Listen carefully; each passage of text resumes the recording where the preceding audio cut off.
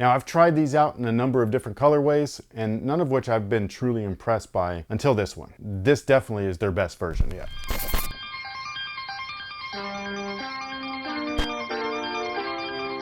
Hey, what's going on, guys? My name's Chris. Welcome back to the official WearTesters.com YouTube channel. Before we get started, if you could do me one quick favor, hit the like button or dislike button, both of which are considered engagement. Leave a comment. You don't have to do it right now, but sometime during this video, that would be great. And if you haven't, subscribe, buttons down below. It's free. And turn on notifications if you haven't already. All of those things really help us out, not just with the algorithm, but also we're trying to hit that million mark. We're very close. And if we can get to it quicker or sooner than the estimation that they're giving me, that would be awesome. But I can only do that with your guys' help, so please do those things. I would greatly appreciate it. But with that being said, yeah, these are f***ing awesome. So most of you guys should know by now, this is the New Balance 550. It's a 80s style basketball shoe that has been brought back to kind of combat the dunk era. I don't even consider it the dunk era. I just feel like, you know, the 80s basketball stuff is popular, so every brand kind of has their thing. Now, the shoe itself has released in multiple colors, multiple variations, high tops, low tops, collabs galore, most of which have been, in my opinion at least, by New Balance's own standards, like the standards that they set for themselves. They've all been pretty lackluster, you know what I mean? Like the materials have just been, I just don't really love the way that they fit and they feel. They take a really long time to break in. They're super narrow. However, I ran across this pair and I was like,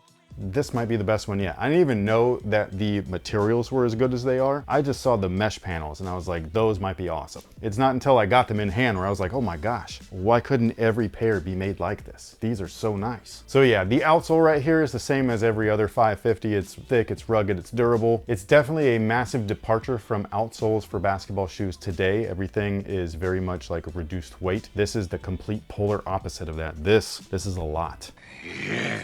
You could just see how slender that is. My foot is definitely not like that. You know what I mean? And most people's aren't. You do wear the 550 though, and you have a wide foot. Do you like them? If my feet could somehow like suck it in and inhale as I was like putting them on, that's how they feel for at least 30 minutes when I'm walking around. I agree, and I don't even have wide feet. And like the red ones are super fresh, but like I'm just like, what the f? Like, yeah. Why do I wear these? You know what I mean? So probably should have saved that for the fit section, but whatever. I just needed to know. Now the midsole itself, while you're looking at it from the lateral side or the exterior view, it doesn't look like anything crazy. It looks like a rubber cup sole, which it pretty much is. However, the medial side is broken up. This is pretty standard for 80s basketball shoes. Most of the time it would be both sides that were like kind of opened up just so that you could see the polyurethane wedge that was inside. The wedge itself feels okay. It's nothing crazy. Obviously it's housed within all of this rubber, so is it gonna have a chance to really move and expand? No, not really. That was a performance feature at the time, so I get it. That was dope. As far as modern performance goes, probably not the best thing. Not the worst thing, but not the best thing. And then on top of that wedge is actually a board last, and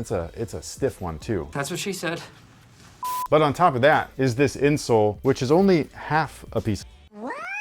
The light part, the light blue part, that's the, you know what I mean? Like that's the part that's gonna give you the most step-in comfort. But this is also the part that's going to bottom out the quickest. That could be a good or a bad thing, depends on your perspective. Bottoming out also could be interpreted as molding to your foot shape. My groove!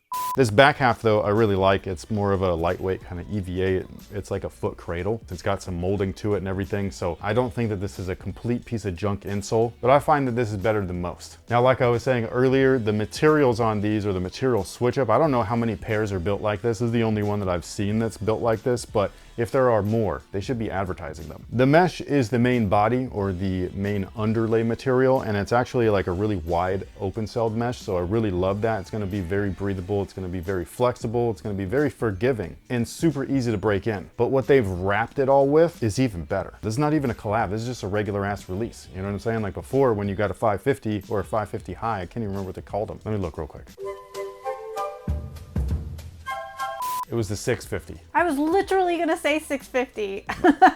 Like I could have done like the dumbest guess of just like, ooh, one extra number, but that's yeah. what I was gonna do, and then I thought you were gonna be like. No, in my head I was like, don't be that stupid. You know what Michael Scott says? You miss 100% of the shots that you didn't take. This is true. Says Wayne Gretzky by Michael Scott. What the What was I even talking about? Oh, that's right. But yeah, before you'd have to get like a collab version to get materials like this, and not this time. The materials on here, at least the leather, is super supple, super nice, minorly textured, not like heavily textured. I really like it. It looks good, it feels good. And also the suede on the toe is awesome. The only thing that I can say negative about it is that when they're on feet, they do wrinkle up at the toe a little bit weird, but it's because all of that material is that soft. It reminds me of the Mac Attacks. We did a review on those. They did the same thing. That soft ass, beautiful material that's wrapped around the foot and is so comfortable, is so soft that it kind of caves in a little bit, and sometimes it looks weird. Does that make me not want to wear these? Hell no. I really can't wait to break these things out. They look awesome. And on top of that, I love the weird vintage stuff that they got going on. Like usually I don't like totally love the sail and off-white stuff, but this, I don't know what it is. I don't know if it's just the blue, but it looks really good together. They even made the end branding look kind of faded and dingy and everything like that, even though it's not. It's a nice piece of suede as well. And yeah, I just really like the way that this whole thing came out. There's not a material on this that I can say anything bad about because it's all awesome. Now the tongue is nylon and I really like the way that it looks and feels. I will say that the laces are a little bit like long. I don't know if anybody else feels that way, but every time I try to lace these loosely, the laces are just way too long. Either way, I think that the shoe looks great no matter how you're wearing them, because I do see people lace them loosely. I don't know if they swap out the laces or I don't know if they're like pulling them, like, you know what I mean, where you can like make them. I just don't like the feeling of the laces getting bunched up with my foot, like when you have them inside. But either way, lace loose or lace snugly. Is that the word? That sounds so... Snuggly. Yeah, snuggly sounds odd. They look great either way. Now, as far as fit is concerned, I will say going true to size for most will be the move, but again, they're very slender, so keep that in mind. This is a shoe that at this point is kind of like available everywhere, so you will have a much better chance finding these in store to try them on just to make sure. So go to a Foot Locker, a Champs, JD Sports, what's the other ones? Finish Line, all that stuff. Whatever the big box stores are, go check them out, try them on, see if they fit. I will say you gotta break them in, so if you get kind of like claustrophobic initially, it does break in over time. Some people don't want to deal with that though, and I completely understand. And with that being said, do we happen to have time for a good on topic user submitted question of the day? This one's a behind the scenes. A BTS? Yes. Okay. Are the pop culture edits like Jody's inner dialogues coming out while you guys are filming? No. They're your edits. I know, but like, you want to take a stab at it? Well, I feel like you do the best. Man, you could just do this. Fine, I'll do it. It's a f***ing question for you. No, but they were asking you. Does it say Chris? It says, like, they're asking you.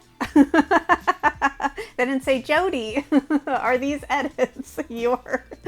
Fine. The edits have multi-purpose function to them. The most basic way to describe it is it's usually a quick break in between segments. That's literally my first answer. I Okay. made bullet points. Cool. So if you were prepared for this, why didn't you answer the question?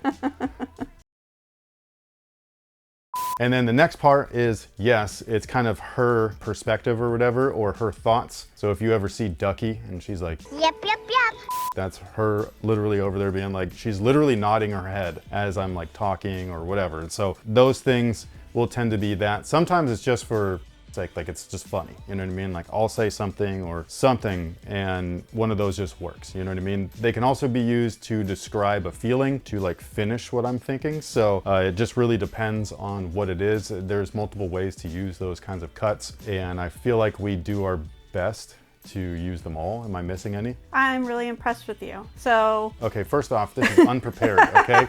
Everything that I do is off the cuff. I will let you know that right now. I've let people know that before, but sometimes they don't believe me. Every single video, not one of them is written, rehearsed, scripted, nothing. So I didn't even know that this was a question, first off. I get surprised. I like, again, them to be very conversational. So yeah, and I didn't even know that you picked a question or made bullet points, which you should have just answered. Proceed. okay, so to go through the bullet points real quick again, sometimes, yes, it is exactly what comes to my brain while we're filming. After doing this for so long, like I'm literally editing in my brain as we sit here, being like, oh, this is too long. Oh, this... Yeah, you guys guys don't see them, but I'll say something and I'll look over to her and I'll be like, that's not making it, is it? She's like, nope.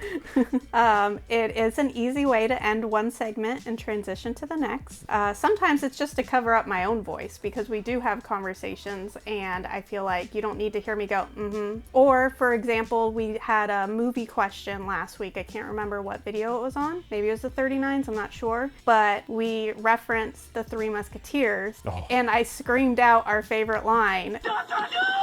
Trust me, you didn't need to hear that. Sometimes it's to portray what Chris is trying to describe, but using a quick visual. For example, you were describing feeling being hit by a bus, and instead I put in so you could just see exactly what you're saying without a 10-second explanation of it. Final bullet point. Chris did this whole thing by himself for like 10 years. I only came into editing and everything in the last 5 years, 6 years maybe. So you were very burnt out at not only manning the cameras, being the spokesperson, editing everything down, where like you're like, I can't even look at myself anymore. Oh, I still don't like that part. And so it's just me being like, here, this is what I'm gonna do with the footage. And if I can make you entertained by yourself, like for the most part, everybody else should be. I am not entertained by me.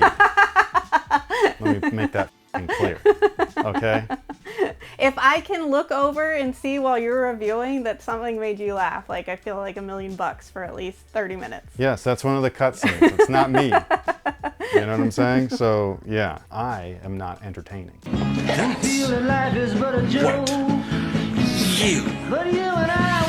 But yeah, at the end of the day, we just do our best to make sneaker videos not monotonous. Even for me, just going over them, like it feels sometimes monotonous. Do I still love what I do? Of course. It's so much fun to talk about the things that you love daily. But it's just rubber and some materials and glue. Let's make things as if we're really just sitting here chopping it up. And that's what we do our best to do with each video. Hopefully they all work. I know that not everybody watches every video, so I try to keep that clear mind of like every video is kind of like a, hey, what's up, man? And that's just kind of what it is. That was a good question.